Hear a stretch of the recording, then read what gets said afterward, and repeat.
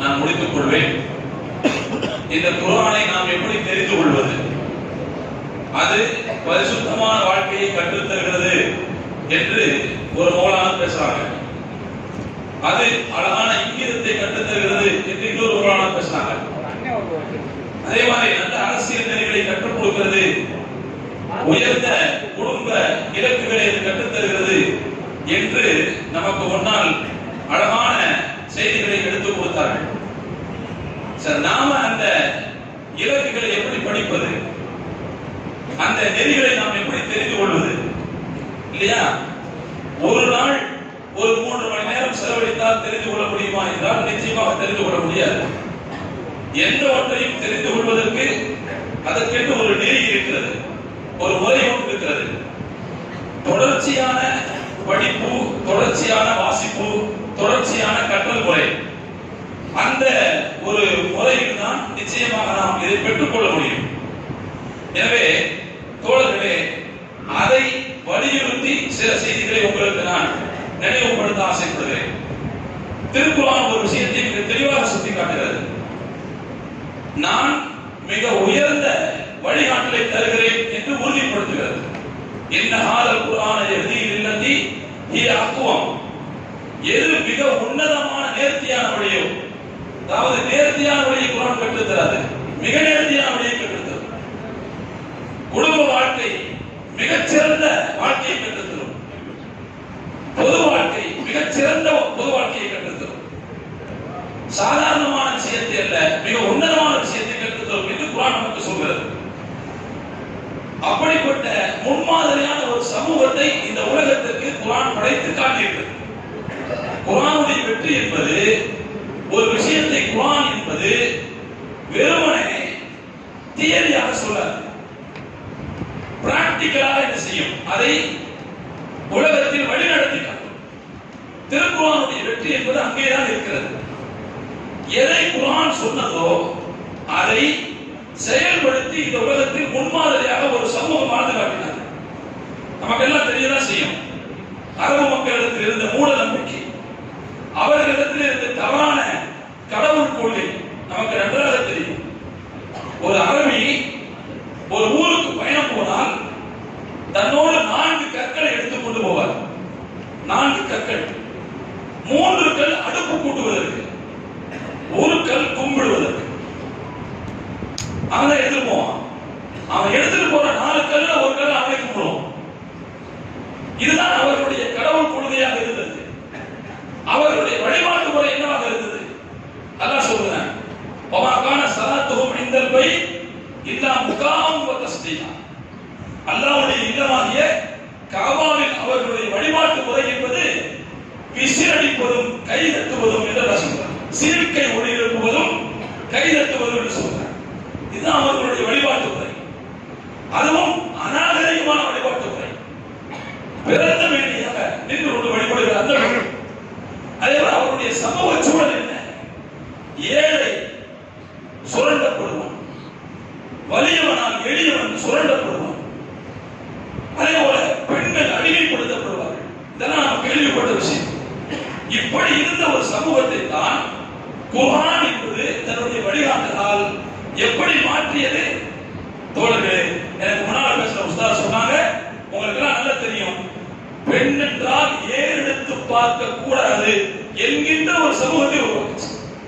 அது அந்த காலத்தில் மட்டுமல்ல, இன்றைக்கும் அதை செயல்படுத்தி காட்டக்கூடிய ஒரு ஆளை உருவாக்குச்சு. யுவான் பெட்லியை பற்றி சொன்னாங்க மௌலானா. அந்த யுவான் பெட்லி தன்னுடைய நூல்ல இந்த செய்தியை சேர்த்து குறிப்பிடுகிறார். நான் குளித்து விட்டு என்னுடைய உள்ளாடை காய போட்டிருந்தேன். ஒரு தாலிபான் வீரர் என்னுடைய இன்னொரு துணியை எடுத்து அந்த உள்ளாடையை மறைத்து போட்டார். எனக்கு அதை பார்த்து கோபமாக வந்தது. நான் போய் கேட்டேன், ஏன் இப்படி மறைச்சு போடுறேன்னு கேட்டேன். அப்பொழுது அந்த தாலிபான் வீரர் சொன்னார், இதை பார்த்து எங்களுடைய வீரர்கள் வேறு யாரும் உணர்ச்சி வசப்பட்டு உங்கள் மீது எல்லை மீறி விடக்கூடாதுங்கிறதுக்காக. தோழர்களே, இந்த வார்த்தையை அவர்கள் சொன்ன நாள் எது? எந்த காலகட்டம்? 1400 ஆண்டுகளுக்கு முன்னால் அந்த காலகட்டம் அல்ல. பின்னாலும் 1000 வருஷத்திற்கு பிறகு உள்ள காலகட்டம். முன்மாதிரியான சமூகத்தை இன்றைக்கும் வழிநடத்தி கொண்டிருக்கக்கூடிய ஒரு நல்ல அழகான சூழலை குர்ஆன் ஏற்படுத்தி இருக்கிறது என்பதை நாம் பார்க்கிறோம். ரமையான தோழர்களே, ஹதீஸ்கள் நமக்கு தெரியும், வரலாறுகள் நமக்கு நிறைய தெரிகிறது. தேவை உள்ளவர்களுக்கு முதலிடம் கொடுக்கக்கூடிய மனப்பான்மையை அந்த அரபு மக்களுக்கு இந்த திருக்குர்ஆன் தான் கொடுக்கிறது. நான் ஏற்கனவே சொன்னேன், வலியவன் எளியவனை சொல்லுவான் என்று. ஆனால் அப்படியே அந்த தன்மையை மாற்றி அவர்களிடத்தில் எப்படிப்பட்ட முன்னுதாரணமான அந்த விட்டுக் கொடுக்கும் மனப்பான்மை உருவாக்க செய்கிறத நமக்கு அன்சாரிகளுக்கும் முஹாஜிர்களுக்கும் இடையிலான சகோதரத்துவத்தை நாம் பார்த்தோம். தன்னுடைய சொத்துக்களில் பாதியை பிரித்துக் கொடுத்தார்கள் முஹாஜிர்களுக்கு.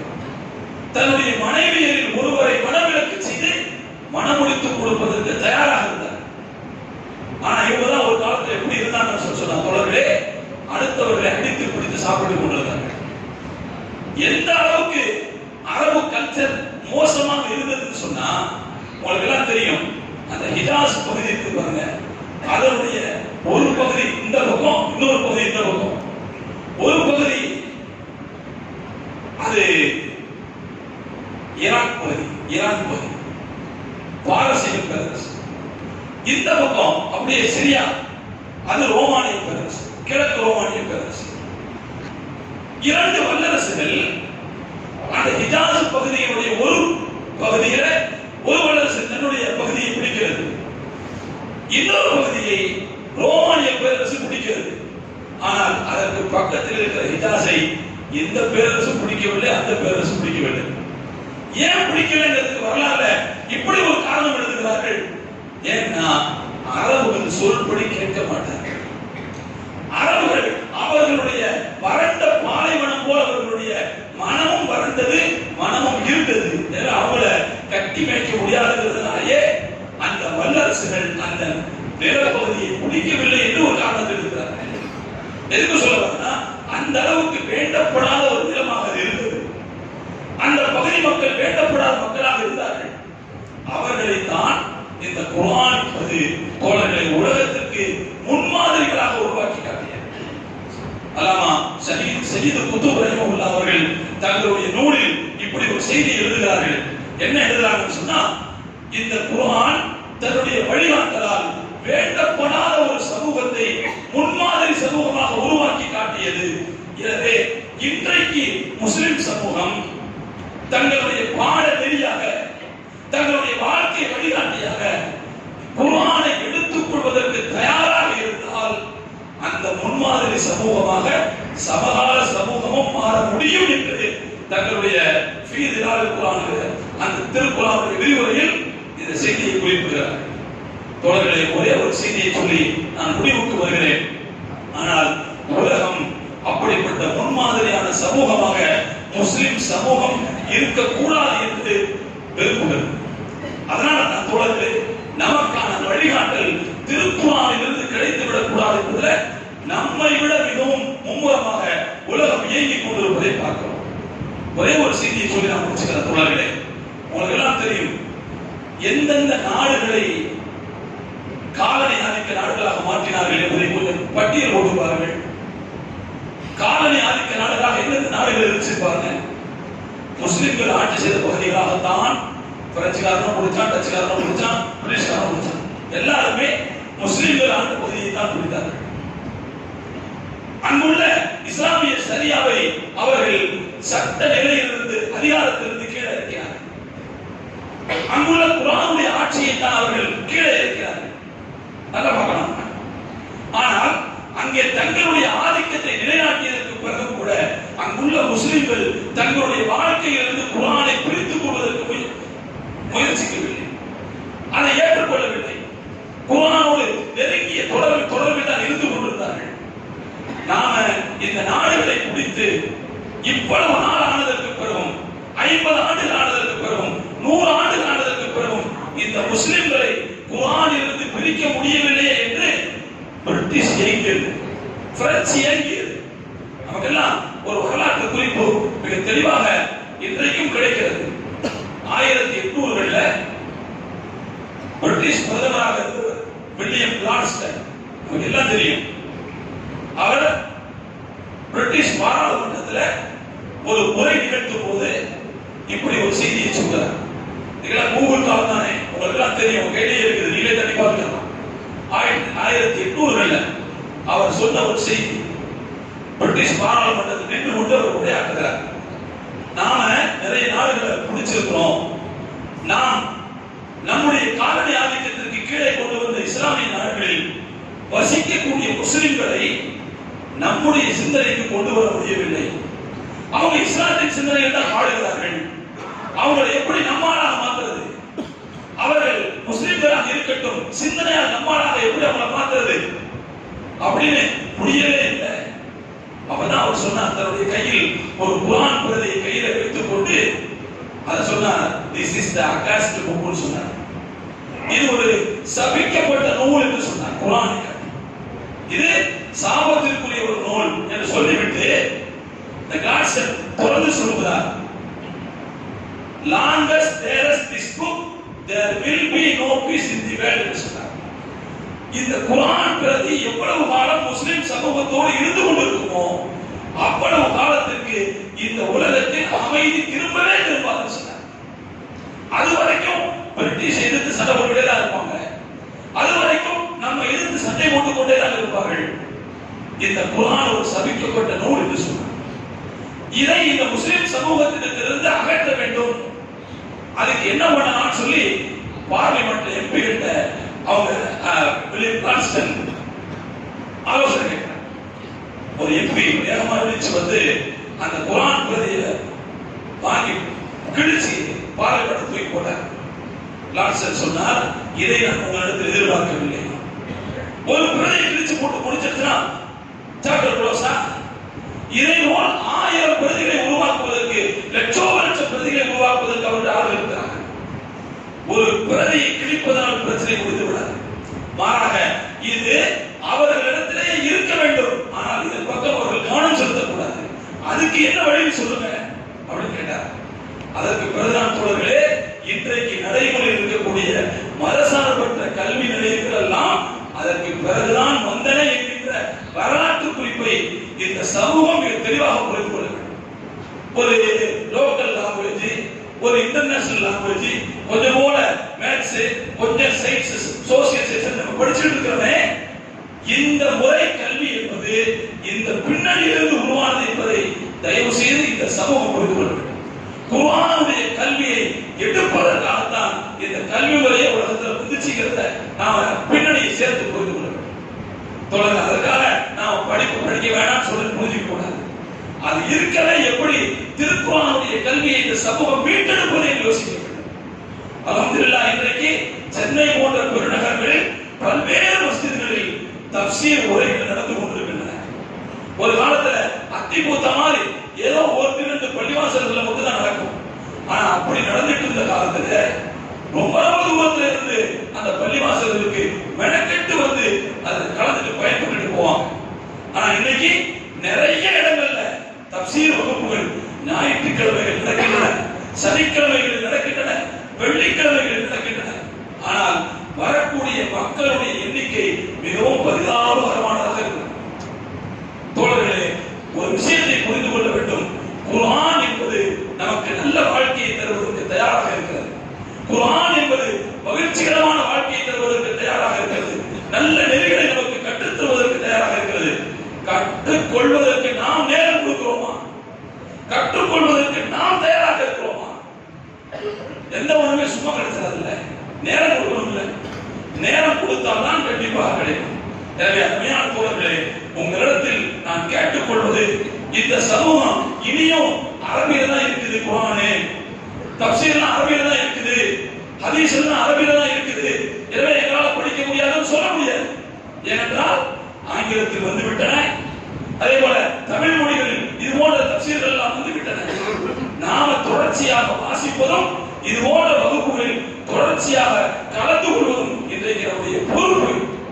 அப்பதான் தோழர்களே, நாம் இஸ்லாத்தை நம்முடைய வாழ்வியல் நெறியாக மீட்டெடுக்க முடியும் என்பதையும் நாம் இந்த இடத்துல சேர்த்து புரிந்து கொள்ள வேண்டும். ஒரே ஒரு செய்தியை சொல்லி முடிச்சுக்கிறேன். இன்னைக்கு துருக்கியில இஸ்லாம் மீளெழுச்சி பெற்றிருக்கிறது, மீளெழுச்சி பெற்றிருக்கிறது. ஒரு கட்டத்தில் இந்த போன நூற்றாண்டினுடைய முதல் கால் நூற்றாண்டில் துருக்கியில இஸ்லாம் என்பது மிகப்பெரிய சேதாரத்தை சந்தித்தது. ஆனால் இன்றைக்கு மீளெழுச்சி பெற்றிருக்கிறது. இந்த மீள் எழுச்சிக்கு அடிப்படை வித்தகராக இருந்த ஒருவர், அவருடைய பேரை தயவு செய்து நம்ம எல்லாம் புரிஞ்சுக்கணும். Said Nursi, Bediuzzaman Said Nursi. போன நூற்றாண்டிலே வாழ்ந்த மனிதர் அவர். அநேகமாக 1960களில் இறந்திருப்பார் நினைக்கிறேன். தோழர்களே, நாம் அவருடைய வாழ்க்கையை படிக்க வேண்டும். அவர் துருக்கியுடைய 2 காலகட்டத்திலேயும் வாழ்ந்திருக்கிறார். இஸ்லாமிய ஆட்சி இருக்கின்ற காலத்திலேயும் வாழ்ந்தார். அது மதசார்பற்ற நாடாக மாறியதற்கு பிறகு பிரச்சனையான காலகட்டத்திலேயும் வாழ்ந்தார். அந்த மாதிரியான காலகட்டத்தில் எப்படி திரும்ப அந்த இஸ்லாமிய வீழ்ச்சியை கொண்டு வர வேண்டும் என்பதற்கு அவர் கடைபிடித்த ஒரே ஒரு வழிமுறை தெரியுமா தோழர்களே? அவர் திருக்குர்ஆனுக்கு சமகாலத்திற்கு தேவையான விஷயங்களோடு சேர்த்து விளக்கம் அளித்தார், தஃப்சீர் செய்தார். அந்த தஃப்சீர் அவர் ஒரு இடத்துல உட்கார்ந்து செய்ய மாட்டார், ஏதோ ஒரு இடத்துல உட்கார்ந்து செய்வார். ஏன்னா அவரை அரசாங்கம் பேசக்கூடாதுன்னு சொல்லிருச்சு, ஹவுஸ் அரெஸ்ட் பண்ணிருச்சு, கண்ட இடத்துல அவரை கைது செய்ய வேண்டும் என்று சொல்லியிருந்தது. அதனால எங்கேயோ ஒரு இடத்துல இருந்து அவர் உரையாற்றுவார். அவருடைய மாணவர்கள் அதை குறிப்பெடுத்து உடனடியாக பல நகல்களை எடுத்து துருக்கி முழுக்க அதை செய்வாங்க, ஸ்ப்ரெட் பண்ணுவாங்க. இப்படியே அவர் எழுதியதை, அவர் பேசியதை எழுதி எழுதி தொகுத்து தோழர்களே, அதுதான் ரசாயிலுன் நூர் அப்படிங்கிற ஒரு தஃப்சீராக இன்றைக்கு உருப்பெற்று இருக்கிறது. இன்றைய துருக்கியின் இஸ்லாமிய மீளெழுச்சிக்கு ரசாயிலுன் நூர் என்கிற தஃப்சீர் தான் அடிப்படையானதை பார்த்து கொடுத்தது. எனவே தோழர்களே, நான் இதிலிருந்து சொல்ல வரக்கூடிய செய்தியை நான் சொன்னா, குர்ஆனை நம்முடைய பாடநெறியாக, குர்ஆனை நம்முடைய வாழ்க்கை நெறியாக, குர்ஆனை நம்முடைய வாழ்க்கை வழிகாட்டியாக எடுத்துக் கொள்வதற்கு நாம் தயார் இருக்கிறார், நேரம் கொடுப்பதற்கு தயார் இருக்கிறார், தினமும் வாசிப்பதற்கு, தினமும் பயில்வதற்கு நாம் தயார் என்று சொன்னால், அந்த முன்மாதிரி காலகட்டத்தை நம்முடைய காலத்திலும் நிச்சயமாக நாம் மீள் எழுச்சி பெற வைக்க முடியும் என்பதை இந்த நேரத்தில் தெரிவித்துக் கொள்கிறேன். எல்லாம் இறைவன் நம்மை குர்ஆனோடு தொடர்புடைய மக்களாக ஆக்கி அருள் புரிவானாக. குர்ஆனுடைய கருத்துக்களுக்கு முக்கியத்துவம் தரக்கூடிய மக்களாக அல்லாஹ் நம்மை ஆக்கி அருள் புரிவானாக. அஹ்லுல் குர்ஆன் உண்மையிலேயே அல்லாஹ்வுக்கு மிக நெருக்கமான, குர்ஆனுடைய சட்டதிட்டங்களை பேணக்கூடிய அப்படிப்பட்ட மக்களாக அல்லாஹ் தஆலா நம் அனைவரையும் அங்கீகரிப்பானாக என்று துஆ செய்வதாக வாய்ப்பளித்தமைக்கு நன்றி கூறி யோசிக்கிறேன். வாஹிரு தஅவானா அல்ஹம்துலில்லாஹி ரப்பில் ஆலமீன். அஸ்ஸலாமு அலைக்கும் வரஹ்மத்துல்லாஹி வபரகாத்துஹு.